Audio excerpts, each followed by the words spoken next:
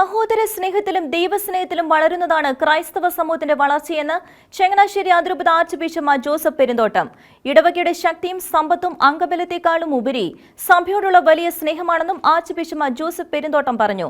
ചങ്ങനാശ്ശേരി അതിരൂപതയുടെ കീഴിലുള്ള ചെങ്ങന്നൂർ ഇടവക ദേവാലയത്തിന്റെ കൂദാശ കർമ്മത്തിൽ മുഖ്യ കാർമ്മികത്വം വഹിച്ച് സംസാരിക്കുകയായിരുന്നു ആർച്ച് ബിഷപ്പ്.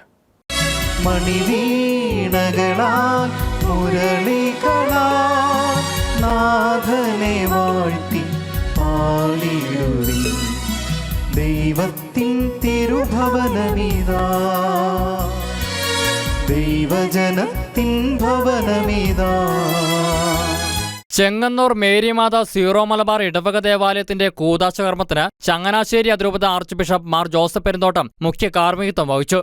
ജീവദായകമായ രഹസ്യങ്ങളുടെ പരികർമ്മത്തിനും ആരാധകരുടെ പ്രവേശനത്തിനും സർവശക്തനായ ദൈവത്തിൻ്റെ മഹത്വത്തിനുമായി ഈ പ്രവേശന കവാടം വേർതിരിക്കപ്പെടുകയും പവിത്രീകരിക്കപ്പെടുകയും ചെയ്യുന്നു. പിതാവിൻ്റെയും പുത്രൻ്റെയും കുശായുടെയും നാമത്തിൽ എന്നേക്കും.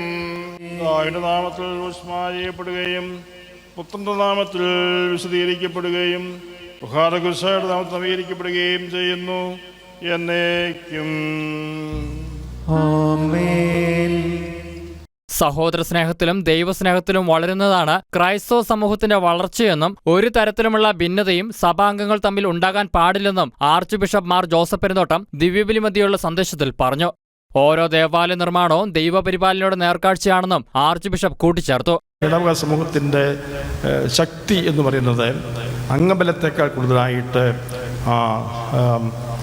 ദൈവത്തിലുള്ള വിശ്വാസത്തിൻ്റെയും സ്നേഹത്തിൻ്റെയും സഭയോടുള്ള വലിയ സ്നേഹമാണ് വാസ്തവത്തിൽ നമ്മുടെ സമ്പത്ത് എന്ന് പറയുന്നത്, ശക്തി എന്ന് പറയുന്നത്. സഹോദര സ്നേഹത്തിലും ദൈവസ്നേഹത്തിലും വളരുന്നതാണ് ഒരു ക്രൈസ്തവ സമൂഹത്തിൻ്റെ വളർച്ചയെന്ന് പറയുന്നത്. ദൈവസ്നേഹത്തിലും സഹോദര സ്നേഹത്തിലും വളരുക ഒരു നാണയത്തിൻ്റെ രണ്ട് വശങ്ങളാണിത്. അങ്ങനെ വളരുന്നതാണ് ആ വളർച്ചയാണ് ശക്തമായ വളർച്ച എന്ന് പറയുന്നത്. അതിനെ ആർക്കും തകർക്കാൻ സാധിക്കും, കാരണം അവിടെ കർത്താവുണ്ട്.